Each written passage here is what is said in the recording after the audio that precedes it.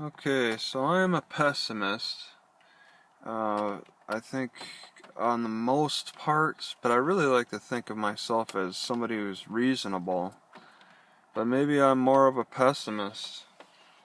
Just thinking that about the worst things that could possibly happen. Um, but once again, I think it's reasonable. I try to be rational about things. Rational. Um, but my scope of perspective is very limited because I just I know there's other cultures and lifestyles out there that I haven't ever experienced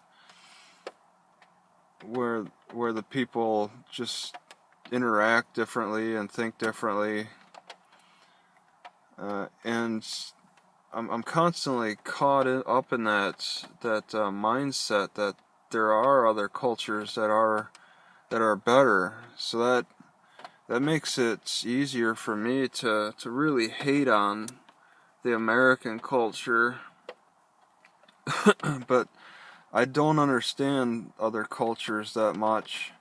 I just have this inkling that the other cultures could be better. So because I feel like there are other cultures that are better in a lot of ways with the regulations, I find it easier to hate on fat people and be really negative about them. But not only do I hate on fat people, but I fear slender people too. I fear the attitudes that they tend to have because you see. I don't completely hate on the fat people. Uh, they're some of the most sloppy-minded people out there, and I love that.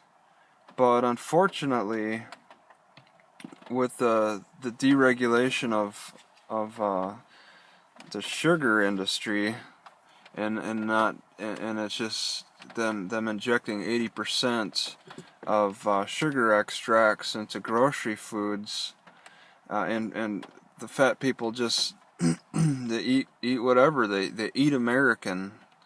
Okay, they don't even, they stop paying attention, they stop caring. I think that's great. I like that they'll they'll eat the crap, they'll eat the nasty fattening food, then they don't care, they're American. I hate that, the results of that.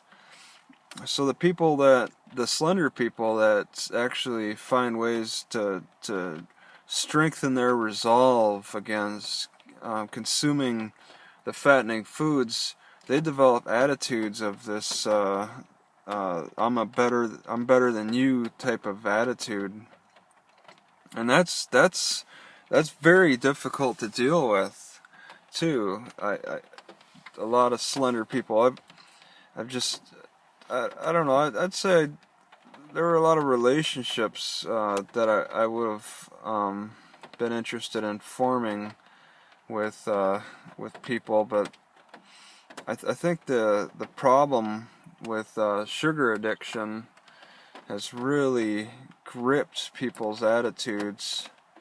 It's definitely gripped mine and caused me to hate on fat people a lot more, because on one hand, I have to work so hard at finding food that doesn't have sugar extracts added, and I developed this attitude like where I really have to strengthen my resolve, my willpower, everything. I have to spend more time in the grocery store looking for foods that don't have any sugar added. And that's really tough. The fat people, they don't spend so much time. They'll just eat whatever tastes good, whatever feels good. And I like that they take on this carefree attitude. I love it, but I hate the results of what's happened to them for that.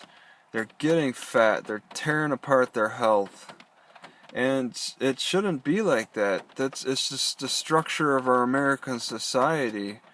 It's the structure of how the American businesses are able to get away with injecting so much sugar extract, so many sugar extracts into the food. It irks me. And the people that remain slender, they just, a lot of them still eat sugar. They take on this attitude, this really strong resolve that they need to exercise, and control how much they eat.